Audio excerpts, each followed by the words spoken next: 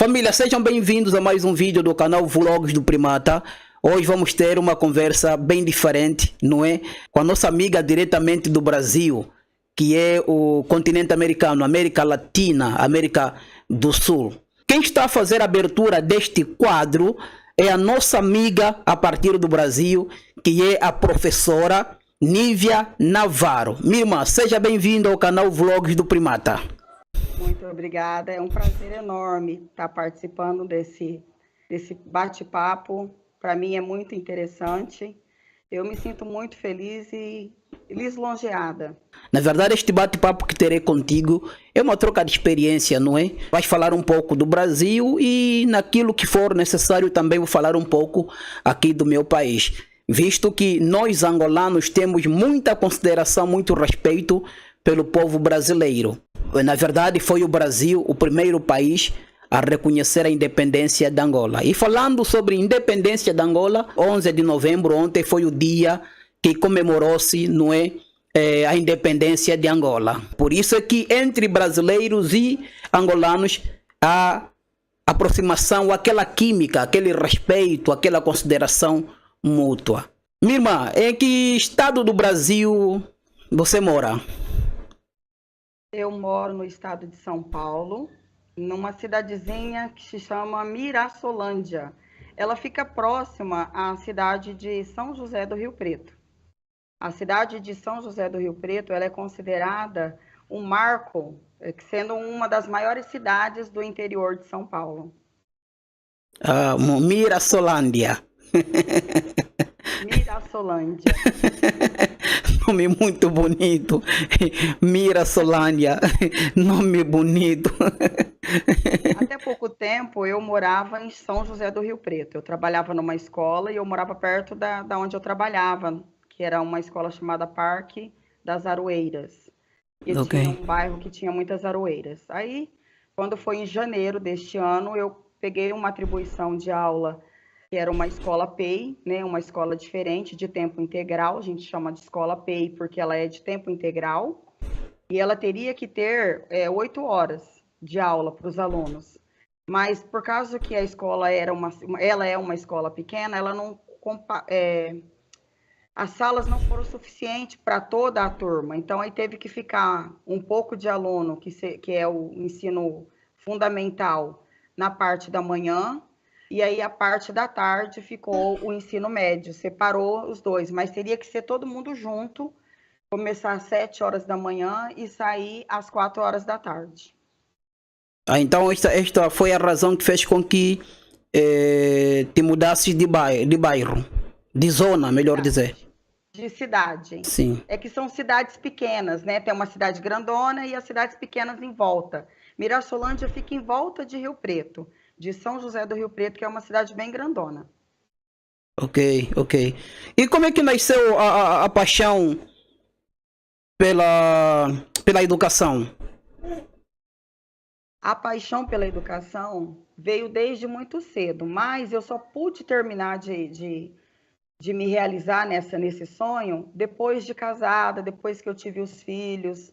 Aí eu fui, o meu ex-sogro, saudoso sogro, ele gostava muito de mim e ele falava assim, nossa, ela é muito inteligente, ela precisa estudar. E ele ficava na cabeça do filho dele, para o filho dele deixar eu estudar, porque eu precisava estudar, porque assim eu ia ter um futuro melhor. E aí, depois que eu me formei, passou uns anos, houve a separação, né? E ele ficou doente um tempo e depois logo ele faleceu. Mas ele foi o principal assim motivador desse sonho, né? Eu parei de estudar muito cedo, fui constituir família, fui trabalhar. Depois houve essa necessidade de querer mais. E aí foi onde que eu voltei para os estudos para finalizar, depois que eu já era mãe. E aí teve toda uma ajuda familiar, um incentivo para conseguir. E aí eu consegui, eu fiz um curso de matemática naquela época, há 10 anos atrás. 10 não, 12 anos atrás, foi em 2008 eu comecei o curso. E esse curso tinha duração de 4 anos. Então, eu estudei na faculdade durante 4 anos. Nessa época, eu morava onde eu estou hoje, atualmente, que hoje eu vim aqui para a casa da minha mãe. ela mora em Gastão Vidigal, eu estou falando direto de Gastão Vidigal com você, Muito bom. e, e aí, daqui da cidade, era uma vilinha pequena, só que a prefeitura, ela incentiva muito os alunos a fazer faculdade. E para ela incentivar os alunos a fazer faculdade, a prefeitura tem um acordo com a faculdade, as faculdades da região, no qual a prefeitura disponibiliza ônibus, sai ônibus daqui da cidade, 6 horas da tarde, vai para Votuporanga, vai ônibus para Satuba, que são cidades maiores, onde tem faculdades, vai cheio de jovens, né? Vai 3, 4 ônibus, eles disputam lugar no ônibus para ir sentado, porque às vezes é tanto aluno que às vezes alguns vai até em pé. E aí, então, o prefeito disponibiliza esses ônibus, e aí os alunos vão, os estudantes, assim que eles terminam o terceiro colegial, eles prestam uma prova na faculdade, e eles passando na faculdade, ele já vai lá na prefeitura, faz a inscrição da carteirinha dele como estudante para ele viajar no ônibus, porque assim, a prefeitura imprime uma carteirinha para você entrar no ônibus e sair, você entra no ônibus, já põe sua carteirinha ali, e na hora que você entra de volta para voltar, a carteirinha tem que estar lá. Se a carteirinha, por acaso, o ônibus está saindo e sobrou uma carteirinha, o ônibus espera e pergunta onde que está o fulano, porque tem que ir todo mundo junto, né? E aí, então, tinha já nessa época, já tinha esse incentivo, que isso foi o que ajudou bastante. A gente saía da faculdade 11 horas da noite, vários ônibus de várias regiões, em volta da faculdade, você via ônibus de todos os lugares. Fica cheio de ônibus, é gente de N cidades diferentes. E aí, esses estudantes faziam a faculdade, 3 anos, 4 anos. Eu fui a última turma dos 4 anos. Porque daí, no outro ano, a grade escolar caiu para 3 anos.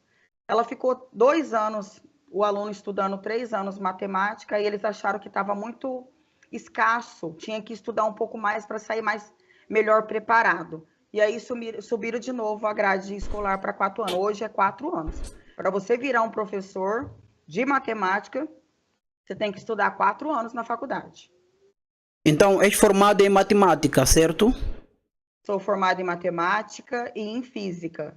Eu desempenho mais em matemática, que é a minha formação. Mas se precisar dar uma aula para o ensino médio de uma aula de física, também eu dou. Mas eu tenho uma outra faculdade que bem depois eu fiz, que é de artes, que também é uma faculdade que aqui tem bastante. E aí precisa bastante também, né?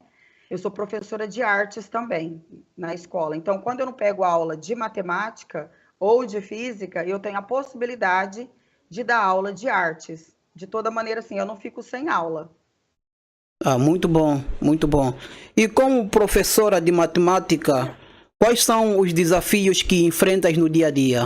Os maiores desafios que uma professora enfrenta no dia a dia?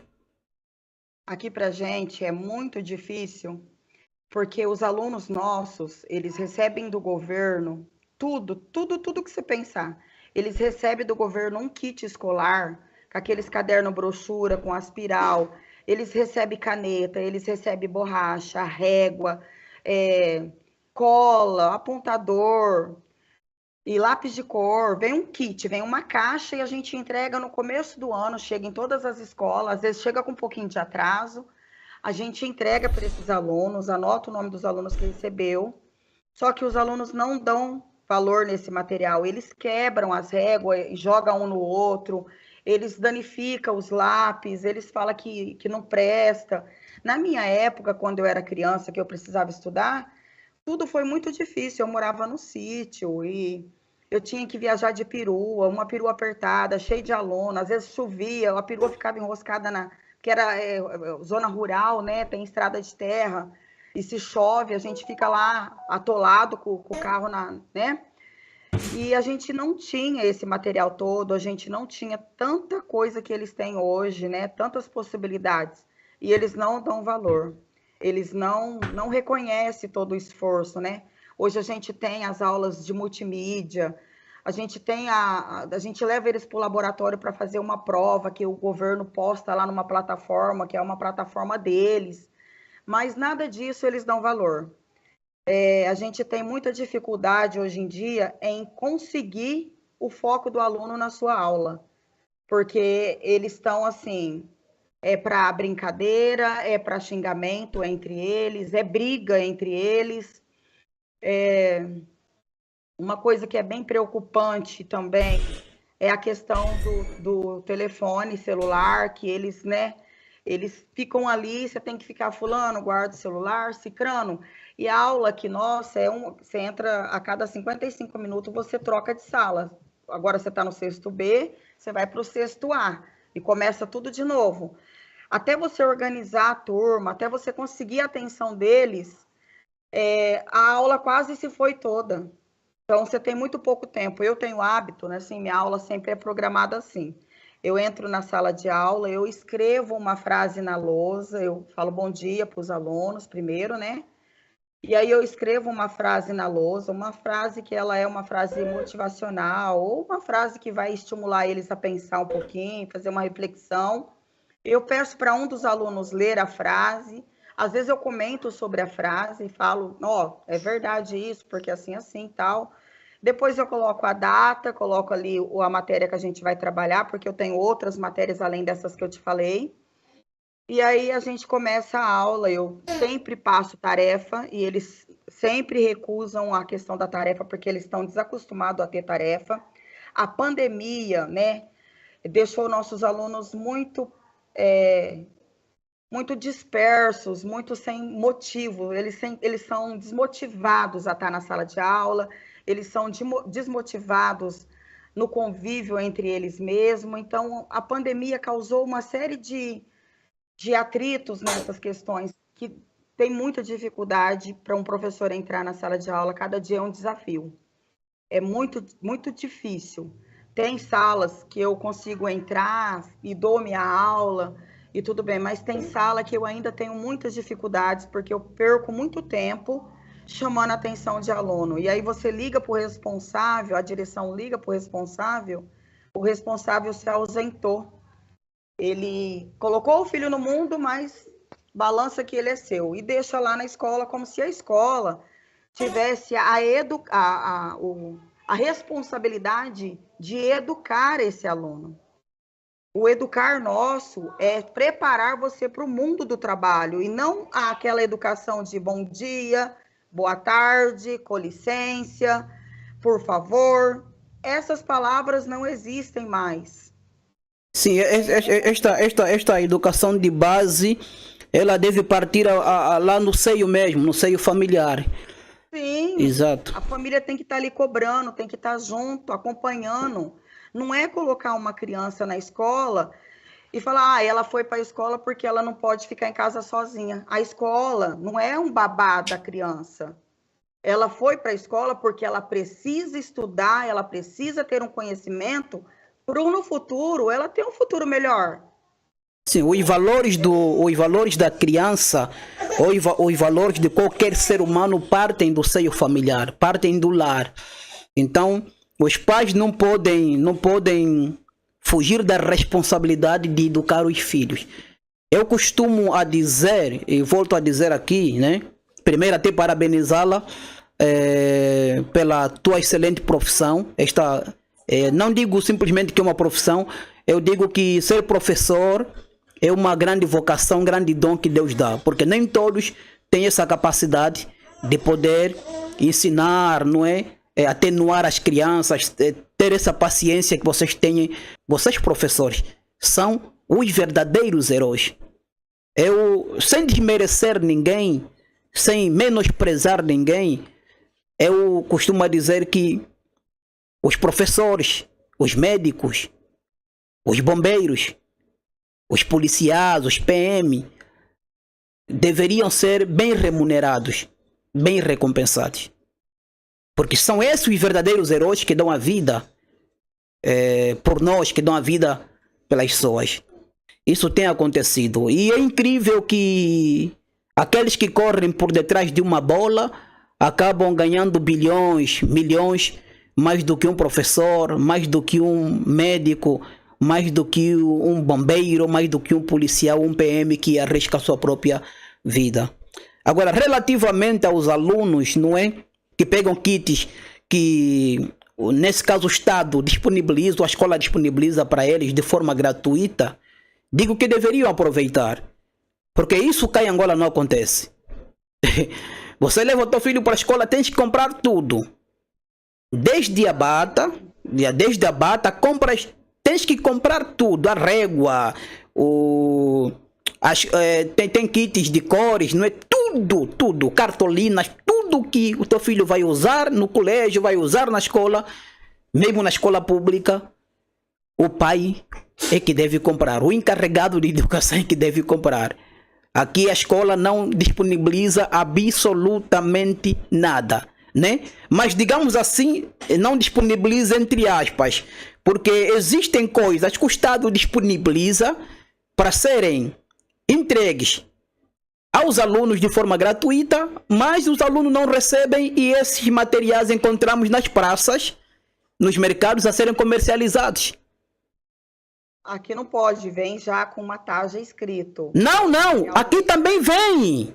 Não pode. Aqui também vem escrito, proibido a venda. Aqui não vende, aqui ninguém tem. Se eu for comprar, é tudo que vem direto do fabricante mesmo. O material que a gente compra. Agora, o que vem para os alunos, eles recebem, além desse kit, eles recebem o livro didático, eles recebem uma apostila que já vem preparada, só que as perguntas, eles não precisam nem copiar as perguntas já vem tudo pronta, a gente lê para eles, explica e manda eles resolver.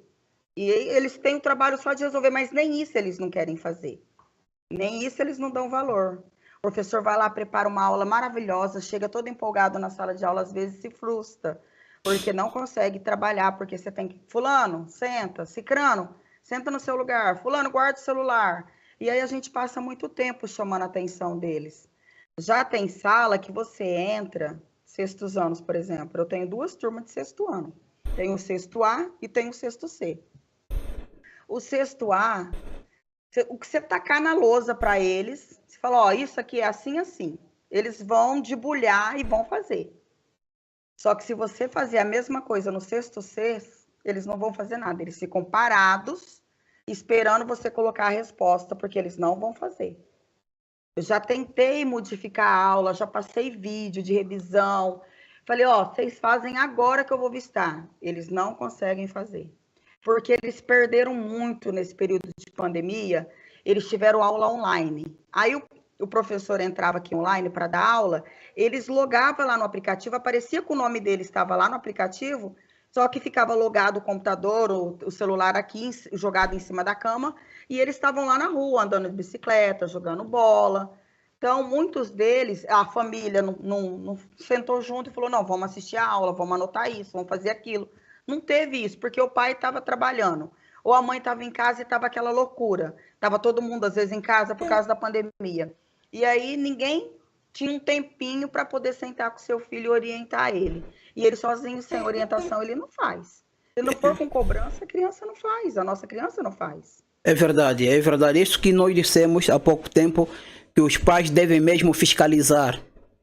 A falta da fiscalização dos pais é que fez com que muitos alunos logassem, ficavam aí logados, mas não assistiam, não participavam das aulas. Quer dizer, nesse período todo de lockdown, acontece que eles perderam aulas, não puderam assimilar absolutamente nada porque não estudavam. Sim. Isso porque os pais não fiscalizavam. Se os pais fiscalizassem, eles poderiam ter um bom aproveitamento nesta fase de lockdown. Exato. Em casa, né? Tranquilo, exato, né? Exato. Podia assistir a aula, podia fazer a tarefa, a mãe podia ajudar, mas não aproveitaram. Exatamente. Não aproveitaram nada, assim como eles não aproveitam os kits escolares. Eles pegam um material, por exemplo, você dá o material hoje, eles levam todo feliz para casa. Depois nunca mais eles trazem o material. Quando eles trazem, eles dão fim. Eles vão quebrando, os lápis de cor eles quebram, jogam um no outro. Aí você fala, fulano, tem que fazer esse exercício, não é para fazer de caneta, faz de lápis, que se errar tem como apagar. Ah, eu não tenho lápis. Eu posso ir lá na diretoria pedir um lápis? Você deixa ele ir, daqui a pouco ele tá sem lápis de novo. Eles dão fim em tudo. Aí fala que o colega catou. Eles inventam um monte de coisa. Eu costumo dizer que as gerações esta geração e as gerações vindouras devem ser melhor do que nós. Por exemplo, eu devo ser melhor. Você, né? Sim, eu devo ser melhor que os meus pais. Não por questão de vanglória, mas porque hoje temos recursos que os meus pais não tiveram, meus avós não tiveram, meus antepassados não tiveram. Temos muitos recursos hoje para poder estudar, tá vendo? Tanto é que hoje existem pessoas a fazerem universidade por correspondência a partir da internet. Sim. Hoje temos esta possibilidade. No outro hora era difícil. Antigamente não tinha essa possibilidade. Hoje, né? Hoje já é muito mais fácil. Sim. Tem essa possibilidade. Quem quer estudar, corre atrás e consegue. Mas eles não querem, né? Exatamente. Não tem mais vontade. Eles estão desmotivados. Não sentem uma motivação. Antigamente os pais falavam, ó, você tem que ir para a escola porque você tem que estudar. Porque lá no futuro você vai ser um médico, um dentista. Você vai ter uma profissão boa, você vai ganhar bem. Hoje em dia o pai fala, não, você tem que ir para a escola porque eu não aguento você aqui em casa. Vai para a escola, vai. Eu não aguento mais. O pai não aguenta ficar 1 hora, 2 horas com o próprio filho. E o professor fica 8 horas com o filho desse pai, 7 horas, 6 horas. E ele tem que ficar, e não é com um aluno. São 40 alunos, são 39, 32. São muitos alunos por sala. Cada um com uma personalidade diferente, cada um com uma educação diferente, cada um com um jeito de lidar com a vida diferente, com personalidades, né, muito adversas, e aí é difícil. O meu amigo pastor Oivaldo, com quem falei no penúltimo vídeo aqui do canal, fez menção de que o Brasil é um país muito bom para se estudar. Disse é um país muito bom para se estudar, mas existem alguns brasileiros que não aproveitam. Eu concordo plenamente com ele. Concordo em grau e gênero. Por quê? Porque tudo que ele falou no vídeo é verdade. Os alunos têm um monte de possibilidade. O governo disponibiliza bolsas de faculdades que eles podem fazer faculdade de graça, sem pagar nenhum centavo. Eles ganham esses kits, eles ganham os livros didáticos, eles poderiam se dedicar mais para ter um futuro melhor, porque ele não sabe, mas ele é o nosso futuro. Eu falo direto para eles. Falo para eles, eu vou estar velhinha daqui uns dias, eu vou precisar de um médico para me examinar, para me atender. E vocês, sem nenhum conhecimento, como você vai ser um médico? Onde vai ter um médico bom? Onde vai ter um veterinário para cuidar de um animal, um veterinário bom, um dentista? Não vai ter. Eu falo para eles, não vai ter. A maioria dos seres humanos nas empresas foram substituídos por máquinas, porque as máquinas, elas dão menos trabalho, menos gasto, né? Um trabalhador numa empresa, hoje é uma máquina, faz o trabalho de 10 trabalhadores numa empresa. É mais viável para a empresa. Então, vocês precisam procurar outros meios de conhecimento para vocês, no futuro, ter uma profissão. A gente já estudando é difícil, imagina sem estudar. Só que eles não entendem ainda, eles são muito novos. E os pais não cobram isso deles. Se o pai todo dia falasse isso para ele, dessa importância, que nem os meus pais falavam, eu acho que eles teriam uma outra visão. Mas eu concordo com o pastor Osvaldo, é exatamente isso. Eles perdem todas as oportunidades de trabalho, de estudo, porque eles têm as apostilas, tem tudo que o governo dá. Olha, na escola que eu trabalho, só para você entender, os alunos chegam às 7 horas da manhã, 6h30, porque às 7 horas bate sinal. 6h30 da manhã, das 6h30 até às 7 horas, tem um balde com leite quente, com achocolatado e metade de um pãozinho francês com manteiga.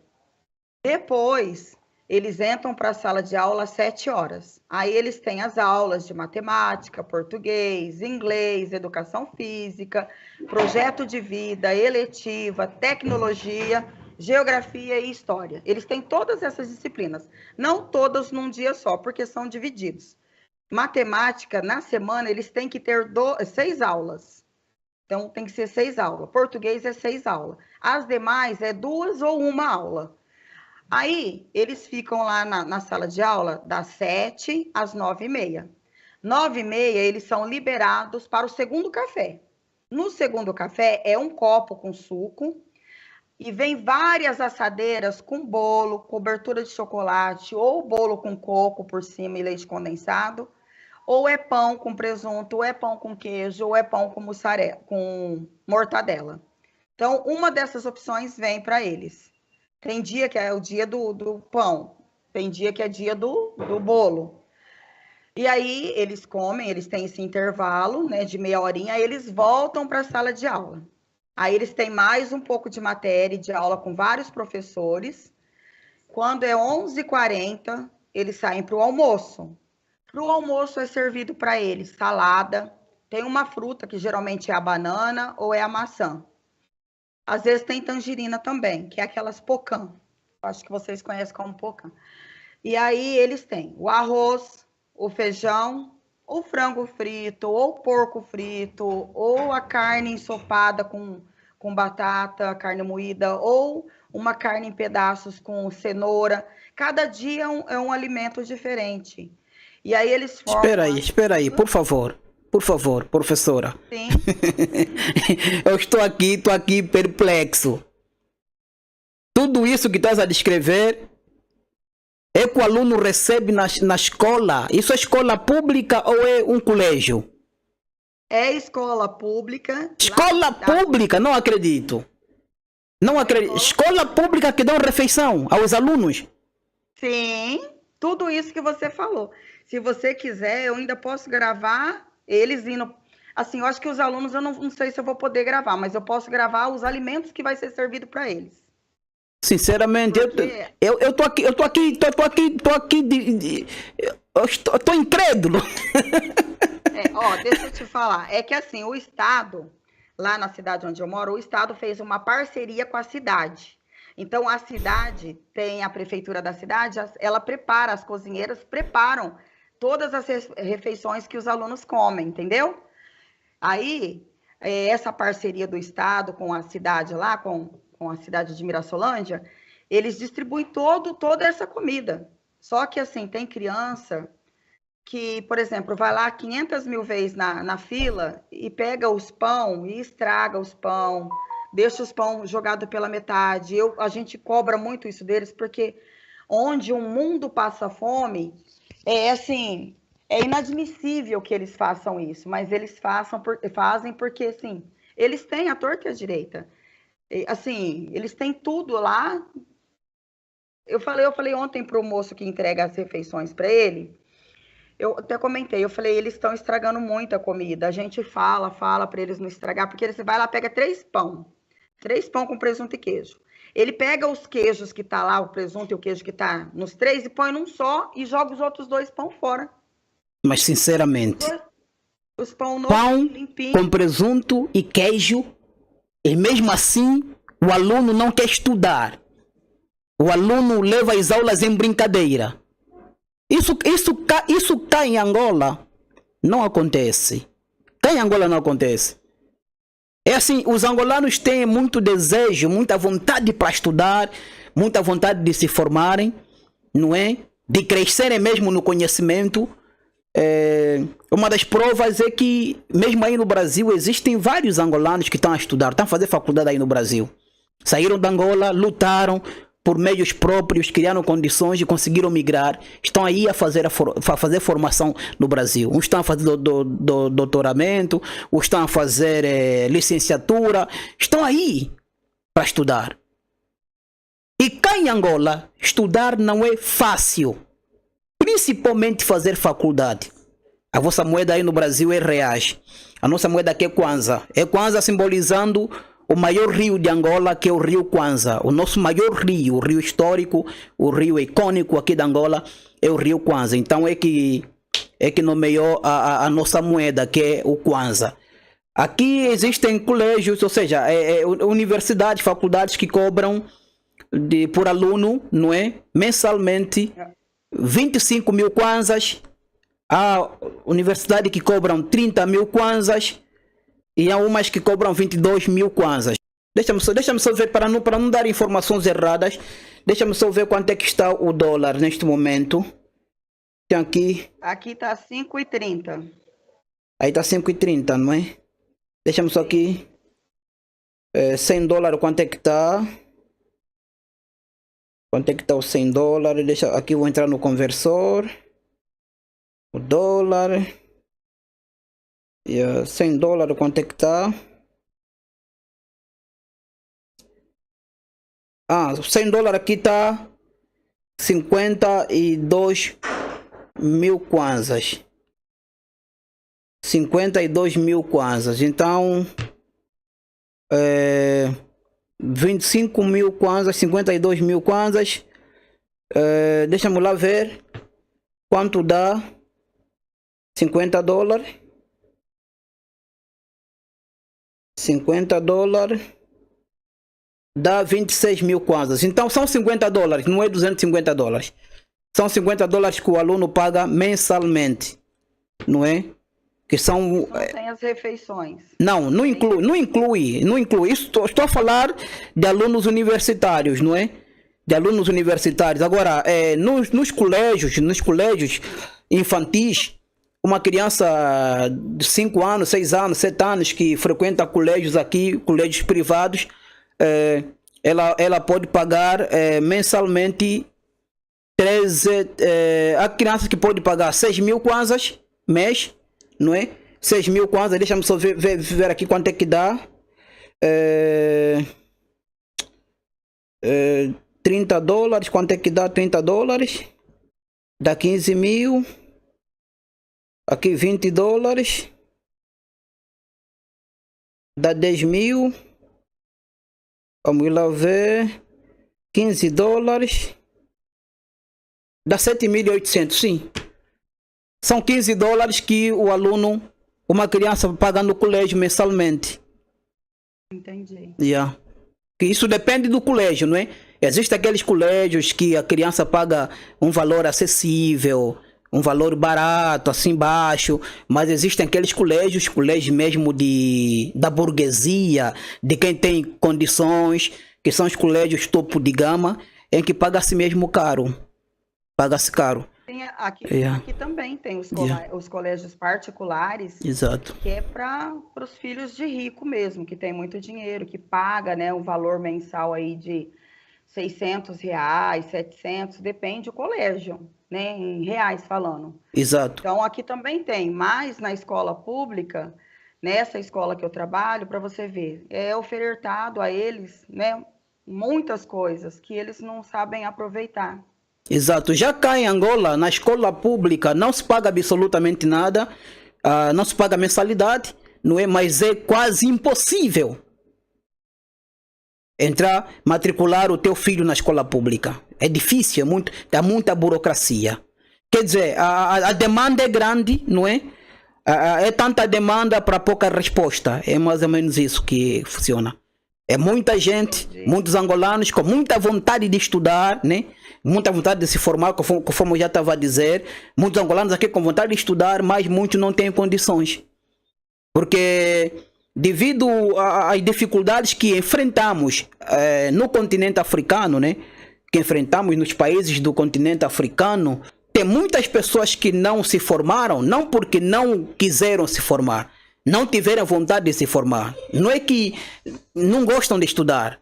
A vontade de estudar, a vontade de se formar, a vontade mesmo de ser doutor, de ser um licenciado, mas entre estudar e trabalhar, escolheram trabalhar, porque muitos acabaram formando família, têm que sustentar os filhos, têm que correr atrás para poder sustentar a família, senão não daria certo. Muitos mesmo deixaram de abandonar a escola para poder trabalhar. E agora, aquelas crianças que querem estudar, que os pais não têm condições para poderem matricular. Foi quando? Foi a coisa de 2 ou 3 semanas que eu entrevistei uma senhora, não é? Aqui no canal, hoje mesmo disponibilizei um vídeo aqui no canal Vlogs do Primata. Hoje disponibilizei um vídeo. No momento que estamos a gravar este vídeo, eu disponibilizei algumas horas atrás, há 3, 4 horas atrás, disponibilizei um vídeo aqui no canal de uma senhora que tem aproximadamente 7, 8 filhos, mas alguns filhos não estão a estudar porque ela não tem condições para poder matricular os filhos. Então isso tem acontecido cá em Angola com regularidade. Muitas mães, muitos pais que têm vontade de matricularem seus filhos, de de ver os seus filhos a estudarem, mas não têm esta condição, não têm esta possibilidade. Por isso eu fico aqui bem admirado, não é? Admirado com os alunos do Brasil. Nas escolas do Brasil, os alunos têm direito a pequeno almoço, têm direito a almoço, têm direito a, inclusive, se calhar, também lanche, não é? Porque os alunos, nos intervalos, têm sempre alguma coisa para poderem comer, coisa que não acontece cá em Angola. Então, o Estado brasileiro aí cria condições para o aluno estudar, para o aluno crescer, não se preocupar com mais nada, se focar simplesmente na sua formação, no seu estudo. Mas não acontece, ficam a se distrair. Já cá em Angola, em que as crianças nas escolas, tanto pública quanto colégios, não têm direito a refeição nenhuma, muitas das crianças são focadas no estudo. Se focam mesmo, aproveitam.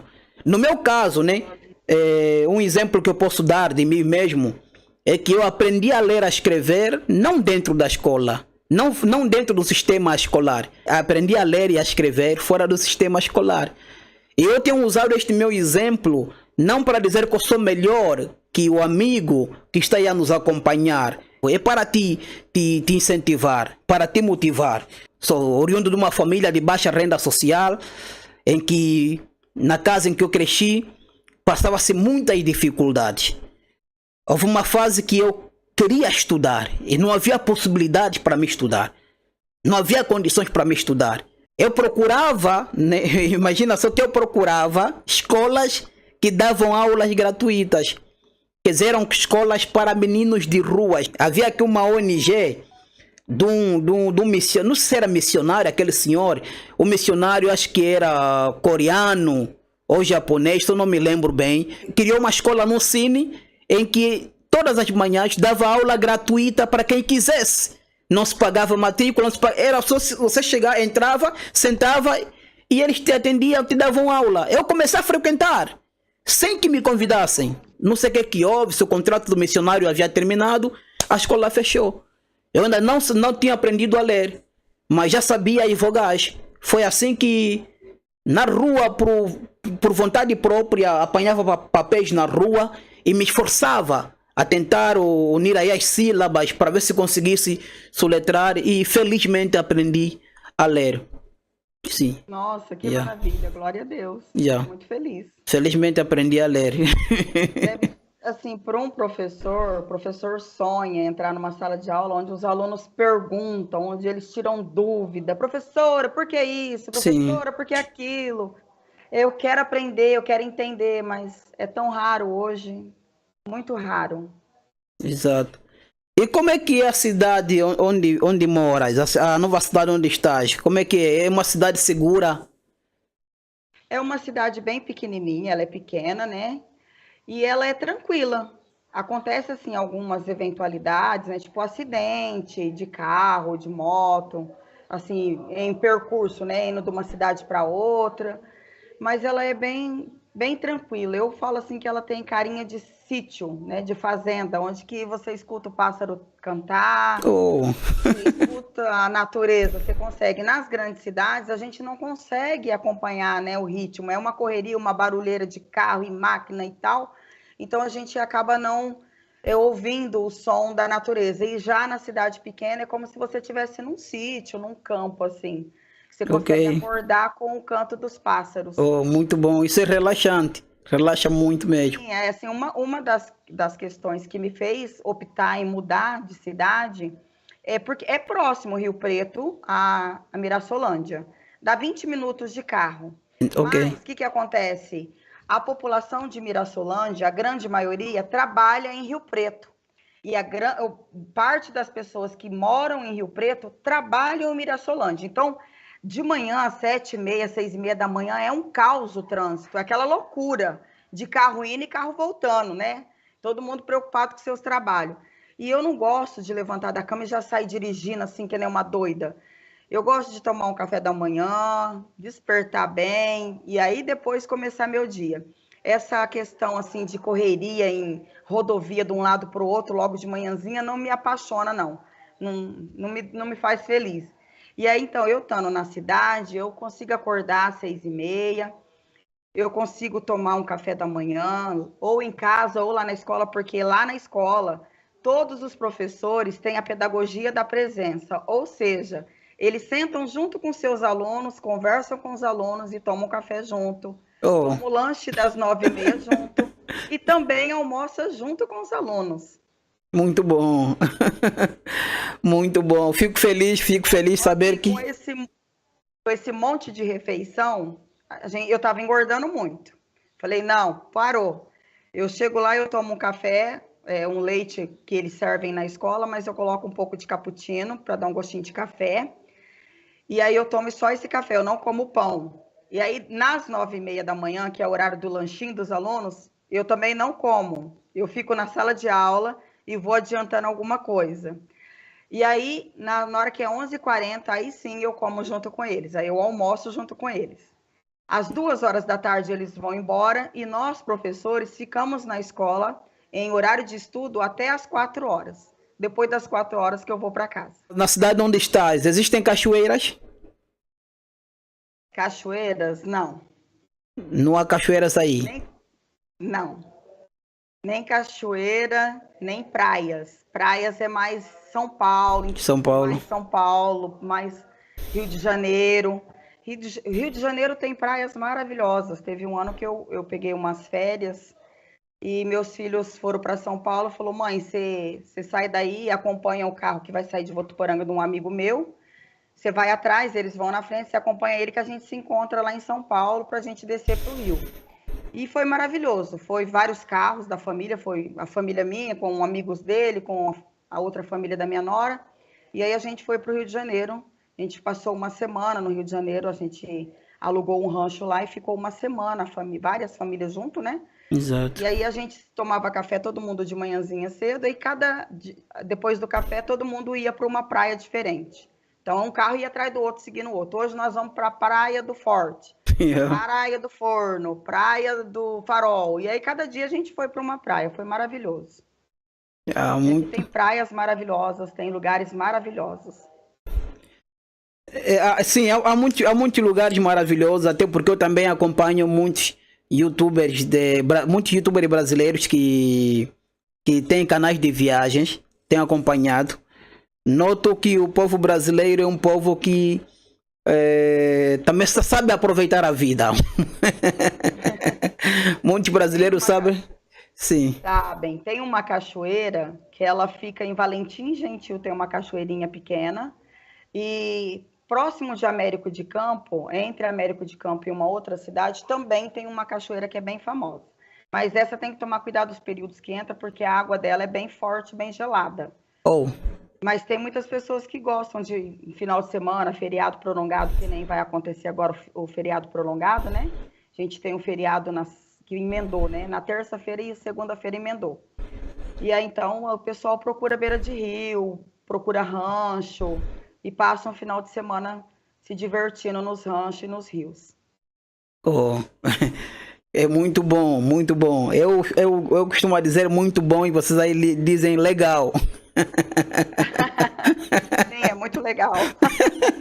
Legal quer dizer que é divertido, É né? divertido, sim, muito legal. E aí na cidade onde moras, a população desta cidade vive maioritariamente de quê? O que é que fazem a população? Ah, sim, uma boa pergunta essa. Na cidade onde eu moro atualmente, ela é cercada por muitos sítios e fazendas, né? E ela é movida pelo pessoal que vem das fazendas, trazem leite, queijo e também vem comprar, fazer compra na cidade para levar para o sítio. Então tem uma troca ali, né? Os verdureiros, né? Tem muita horta, tem muita plantação de legumes, tem criação de gado, tem um laticínio, né? Que distribui a mussarela, que às vezes chega em outros estados que sai daqui desse laticínio. Tem também as granjas. Tem duas granjas grandes perto da cidade, próximo da cidade.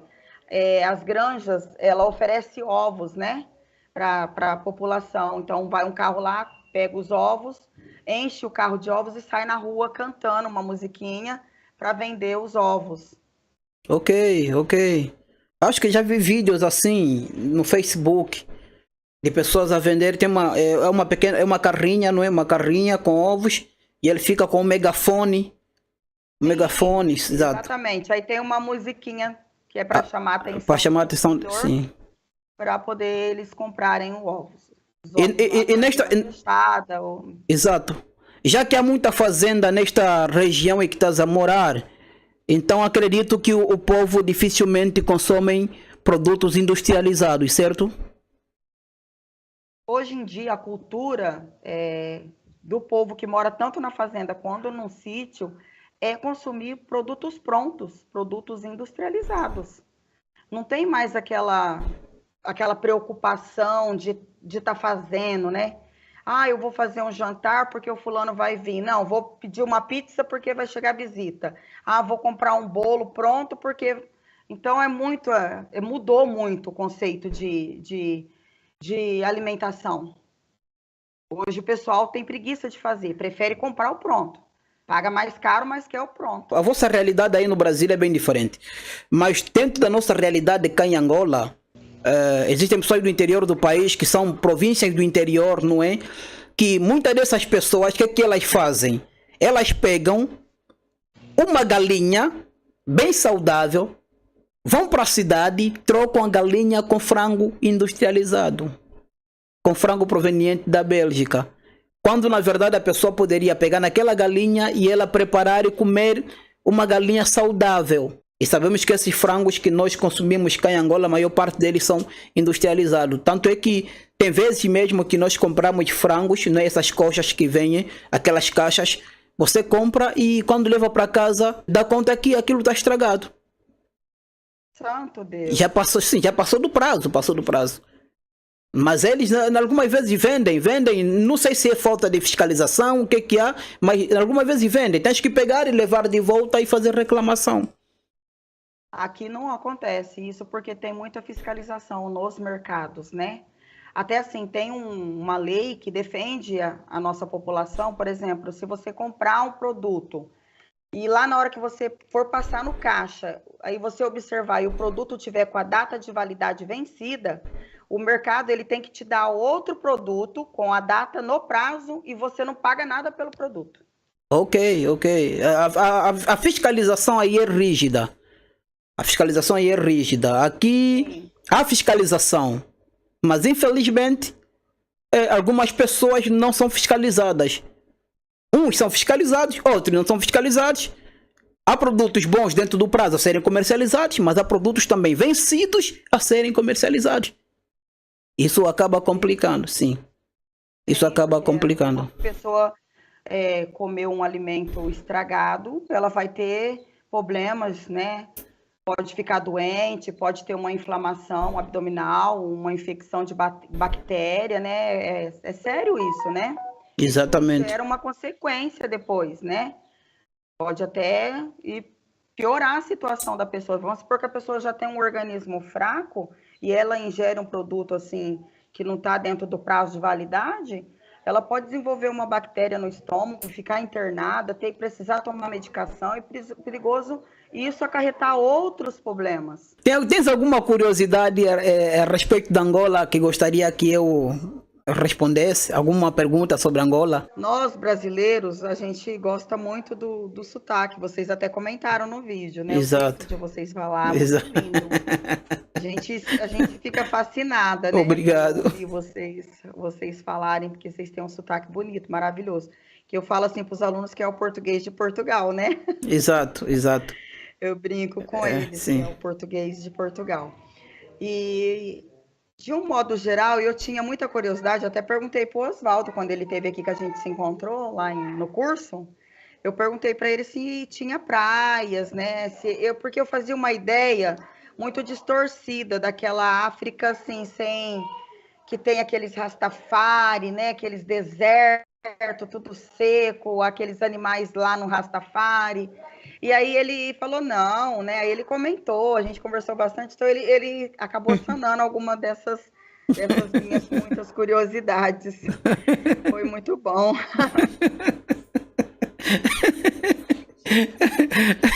É muito bom mesmo, é muito bom. É que na verdade existem muitos irmãos brasileiros que têm uma visão bem diferente da África, bem diferente. Muito obrigado pelo seu tempo disponibilizado. Foi com grande prazer, grande honra que eu conversei contigo. És uma pessoa muito atenciosa, muito inteligente. Gostei muito da tua participação aqui no nosso quadro, não é? Primata Conexão. E espero contar contigo mais vezes aqui neste canal. Sim, pode contar. Tá Será bem. um prazer. Deus lhe abençoe. Continue a dar as aulas. Quero mandar aqui meu abraço especial aos teus alunos. Meus amigos, prestem atenção nas aulas. Ok? Aproveitem ao máximo, porque a oportunidade que vocês têm aí no Brasil para poderem estudar, muitas crianças angolanas, muitas crianças africanas não têm esta oportunidade. Então aproveitem o máximo e que Deus possa vos abençoar.